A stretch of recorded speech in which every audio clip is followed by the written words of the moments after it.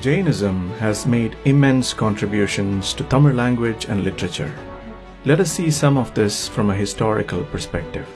The earliest literary evidence available in Tamil Nadu is from the Tamil Sangam period, defined as the age between 300 BCE and 300 CE. Though there are not many direct references to Jainism in this literature, a majority of the Brahmi rock inscriptions originating from this period are clearly connected to Jainism.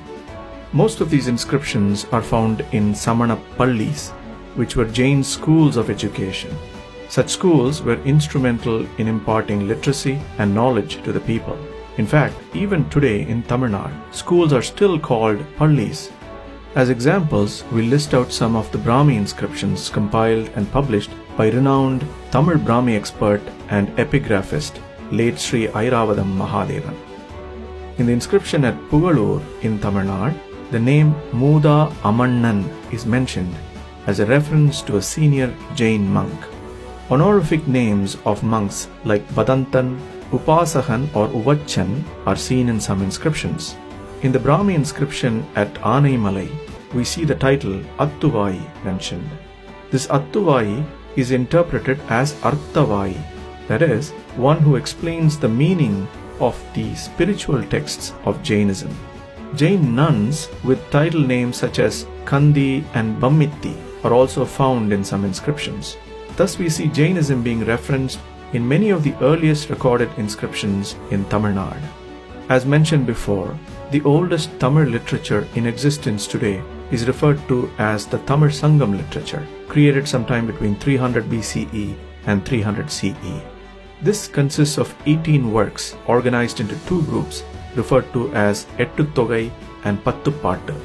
These literary works focus on the aspects of love, war, and human generosity. Towards the end of the Sangam period, many works were created focusing on ethics and morality. These were again organized as 18 works and referred to as Padinan Keelkanakku. Many of these works are of Jain authorship. Among the 18 works in Padinan Keelkanakku, 3 works are outstanding. They are Tirukkural, Pazhamozhi Nanooru, and Naaladiyar. Tirukkural, the most illustrious of these 18 works, is said to have been strongly influenced by Jainism. There are some who believe that the author Thiruvalluvar himself was a Jain monk, possibly the same as Kundakundacharya, who lived about 2000 years ago in the Punni hills about 120 kilometers from the present-day city of Chennai. Pazhamozhi Nanooru, literally meaning 400 proverbs, was written by Mundrurai Arayanar, a Jain monk. Naaladiyar is made up of 4-lined verses and is unquestionably a Jain literary work. In addition to these works on morality and ethics, some of the great stories or epics in Tamil have Jain authorship. There are 5 great epics in Tamil referred to as Aimperungapiyangal. Out of these 5, we only have 3 in existence today: Manimegalai, Silappadigaram, and Sivagasintamani. Manimegalai is of Buddhist authorship, while Silappadigaram and Sivagasintamani are of Jain authorship. Besides the 5 great epics, there are the 5 smaller epics, or the Ainchirugapiyangal, referred to as such because they are smaller in volume compared to the 5 great epics. They are Sulamani, Yasodhara Kavyam, Nagakumara Kavyam, Udayanakumara Kavyam, and Neelakesi. All these 5 are of Jain authorship. Another important Jain literary work called Perungadai, which tells the story of Udayanan, is a translation of the Brihat Kada, which was originally written in Sanskrit. Though parts of this work was lost in time, many scholars believe this to be of a quality that puts it on par with the 5 great epics. In addition to the aforementioned literary works, Jains have also authored many dictionaries referred to as Nigandu during that time. Some of them are Divakaram, Pingala Nigandu, and Sudamani Nigandu. Furthermore, works on Tamil grammar like Nambiyagappurul, written by Narkavirasa Nambi, and Nannul, written by Pavanandi, are both Jain literary works. Now, there is usually a complaint that Jains ignored music and the arts in general because of the monastic nature of the religion. However, this is not justified.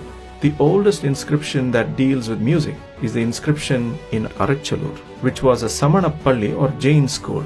This school had taught music in the 4th century CE, and there are 2 musical charts engraved here. The Brahmi inscription next to these charts goes as follows: Iruttum Punaruttan Malaivannakkan Devan Sattan, which says that a person by the name Devan Sattan combined letters to create these musical charts. The charts themselves have several phonetic sequences that are similar to what we hear in Indian classical dance music compositions today. Furthermore, even in the great Tamil epic of Silappadigaram, which is of Jain authorship, there is mention of the finer points of dance and music, thus showing that dance and music appreciation were well within the realm of Jain social life and teaching in ancient times.